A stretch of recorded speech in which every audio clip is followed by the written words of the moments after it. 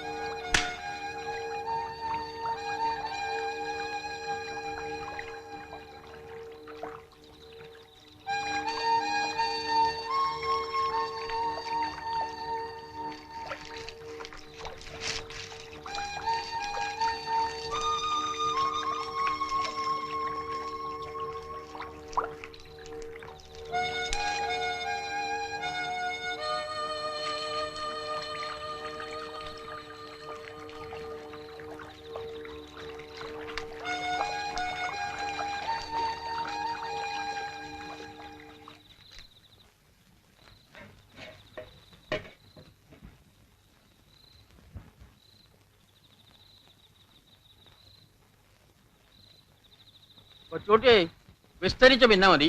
ആദ്യം തൊട്ട് കൂട്ടാൻ വല്ലോണ്ടെങ്കിൽ താ. കഴിക്കാറായിരിക്കണോ? ഇനി വേറെ വിസ്തരിക്കാൻ നിക്കണ്ടച്ചാ.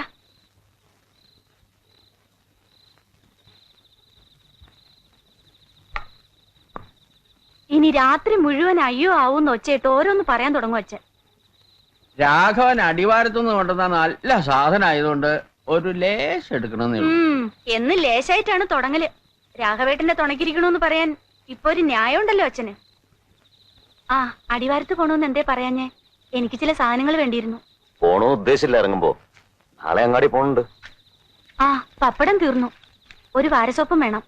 പിന്നെ വേറൊന്നും വേണ്ട. തെക്കേമലയിൽ ആരാച്ച തീയിട്ടിരിക്കണ്? എവിടെ?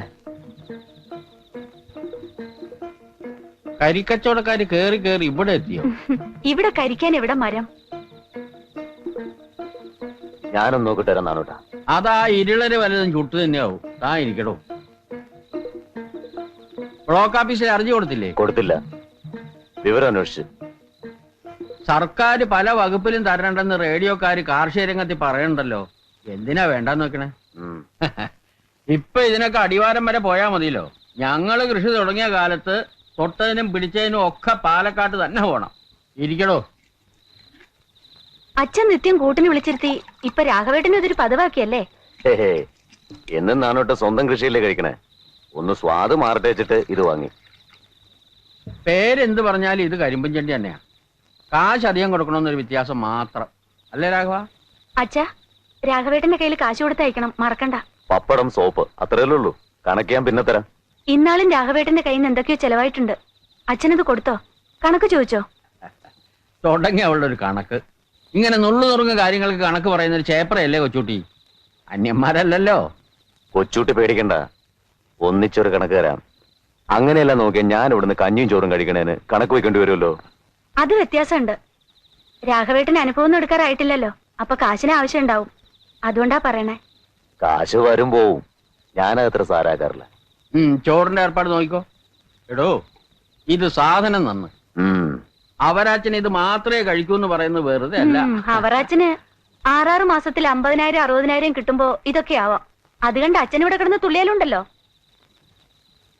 മുൻകോപം ഇവളുടെ അമ്മയുടെയും സ്വഭാവം ഇങ്ങനെ തന്നെയായിരുന്നു.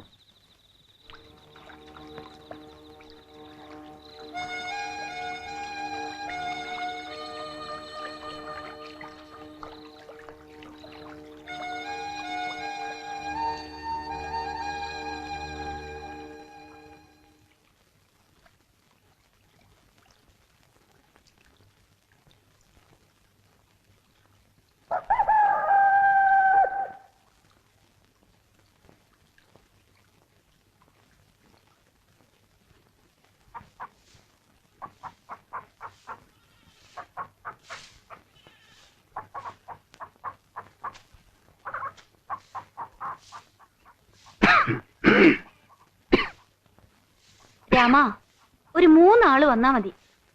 ആവശ്യമില്ലാത്തപ്പോ 100 ആള് പണിക്ക് വരും. ആവശ്യമുള്ളപ്പോഴോ മഷിയിട്ട് നോക്കിയ ഒന്നിനെയും കാണൂല്ല.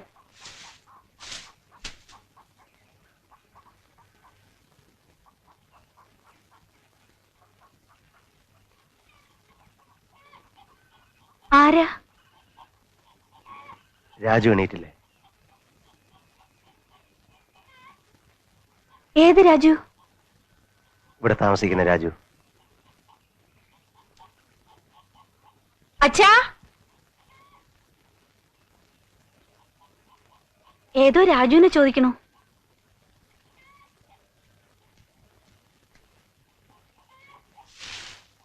മനസ്സിലായില്ല. രാജു ഇല്ലേ? കുറച്ചു കാലമായി രാജു ഇവിടാണ് താമസം എന്ന് ആരോ പറഞ്ഞു. രാഘവനെ ചോദിക്കണേ അല്ലേ? അതെ അതെ, ഞങ്ങൾ നാട്ടിൽ വിളിക്കണതാ രാജു എന്ന്. അങ്ങനെ പറയൂ. രാഘവന്റെ നാട്ടിൽ നിന്നാ അല്ലേ? വരൂ, അവിടെയാ. എടോ രാഘവ, എണീറ്റില്ലേടോ? ഒരു വിരുന്നുണ്ട്. ഞാൻ വിളിച്ചോളാം. രാത്രി ഒരേ വർത്താനം പറഞ്ഞ് എന്റെ നേരം കുറെ ആയി ഇന്നലെ കിടക്കുമ്പോ. ആ നാഗമ്മയുടെ ഒരു വിവരമില്ല കൊച്ചോട്ടി, 4 ദിവസം എന്ന് പറഞ്ഞു പോയിട്ട്. നെല്ലും കാശും തീർന്നാ വരും. അങ്ങനെയാണല്ലോ അതിന്റെ പതിവ്.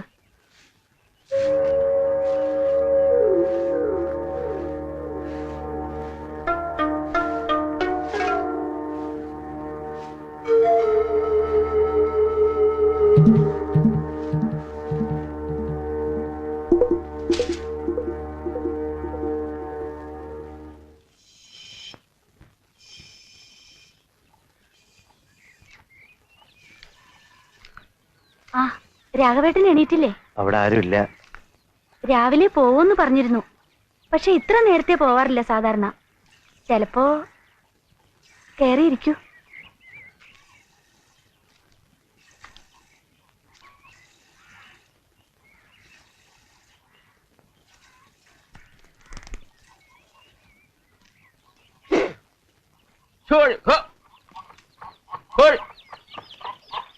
രാഘവനെ കണ്ടില്ലേ? അവിടെ ഇല്ല. ഈ രാഘവേട്ടൻ ഇത്ര നേരത്തെ എങ്ങോട്ടാ പോയത്? ചിലപ്പോ വെറുതെ തോട്ട വെച്ചതൊക്കെ നോക്കാൻ ഇറങ്ങിയതാവും. ഞങ്ങൾക്ക് ഇവിടെ ഒരാളും വരാനില്ല. രാഘവന് ചങ്ങായിമാരായിട്ട് ചിലരെങ്കിലും ഉണ്ടല്ലോ. പേരെന്താന്നാ പറഞ്ഞേ? ബാലൻ. ആ, ഇവിടെ വന്ന് പെടാനാ പാട് അല്ലേ? വന്ന് പെട്ടാൽ ഒരു വിഷമമില്ല. എന്തു തോന്നി? നല്ല സ്ഥലം. ലോറിയിൽ വന്നാതോ ജീപ്പിലോ? ജീപ്പില്. കരി കയറ്റാൻ പറഞ്ഞ ലോറിക്കാർക്കൊക്കെ എന്നെ അറിയാം. നാണേട്ടന്റെ അടുത്തേക്കാന്ന് പറഞ്ഞാൽ ഒരുമാതിരിക്കാരൊക്കെ കയറ്റും. ഞാനാ ഈ ഭാഗത്ത് ആദ്യം വന്നത്. ഞാൻ പോയിട്ട് പിന്നെ വരാം. അതാപ്പോ നന്നായേ.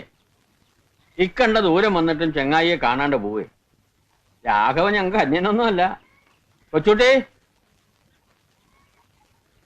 വരണ വിവരത്തിന് രാഘവൻ ഒരു കാർഡ് ഇടായിരുന്നില്ലേ? എന്നിട്ട് എന്താച്ചാ വിശേഷം? ആ തപാൽക്കാരൻ ഈ കുന്നുകയറി ഇറങ്ങോ? താഴത്തങ്ങാടിയിൽ കൊടുത്തിട്ട് പോകും, അത്ര തന്നെ. ഇക്കണ്ട ദൂരം നടക്കാൻ അയാൾക്കും കഷ്ടം തന്നെ. അല്ല, ഞങ്ങൾക്ക് ഇവിടെ എഴുത്തും കുത്തൊന്നും വരാനില്ലാന്നും വെച്ചോളൂ. രാഘവന്റെ അടുത്ത് തന്നെ വീട്. ബാലി കയറാമല എന്നൊക്കെ പറയണ പോലെ ഒരു സ്ഥലം അല്ലേ ബാല? ആദ്യം വരണവർക്ക് അങ്ങനെ തോന്നൂ.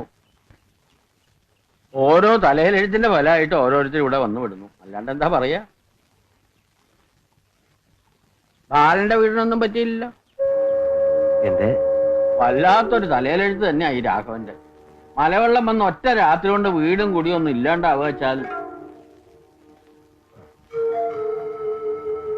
വീടും മുതലും ഒക്കെ പിന്നെ ഉണ്ടാക്കാന്ന് വെച്ചോ. അമ്മയും താഴെയുള്ളവരൊക്കെ അങ്ങോട്ട് ഇല്ലാണ്ടായാൽ പണിസ്ഥലത്തായതുകൊണ്ട് രാഘവൻ രക്ഷപ്പെട്ടു അല്ലേ. അവരെ അച്ഛൻ തോമാസ് നായ്ക്കരെ. ഇപ്പൊ ഈ മലവാരത്തിൽ നിറച്ച ആളായി. ഇവരൊക്കെ ഞാൻ വന്നതിന് ശേഷം സ്ഥലം വാങ്ങിയവരാ. ഞാൻ വന്ന കാലത്ത് ഇവിടുത്തെ താഴ്ത്തങ്ങാടിൽ പകലൂടെ കുറുക്കനും പന്നി ഇറങ്ങും. ഇപ്പൊ ഒരു നേരം പീടിക കണ്ടില്ലേ. അച്ഛൻ ചായ ആണോ? വേണ്ട, നമുക്ക് നെല്ലുണക്കാനുണ്ടേ കൊച്ചോട്ടിയെ. നാട്ടില് കൃഷിയുണ്ടോ? ഇപ്പോഴില്ല. നാട്ടിലെ കൂലിച്ചെലവ് കേൾക്കുമ്പോ കൃഷി കൊണ്ട് ഒറ്റ ലാഭം ഉണ്ടാവില്ല. അധ്വാനിച്ചാൽ അതിന്റെ ഫലം ഉണ്ടാവും ഇവിടെ. പക്ഷെ അതിലൊരു താല്പര്യം വേണം. ബാലന്റെ ചങ്ങായിക്ക് വലിയ ഉത്സാഹമൊന്നുമില്ല. പേരിന് സ്ഥലം വാങ്ങേണ്ടെന്നല്ലാതെ ഒന്നും ചെയ്യണില്ല. ഞാൻ ഇടയ്ക്ക് പറയാറുണ്ട്, ഓരോ സമയത്ത് ഓരോ കമ്പാ രാഘവൻ.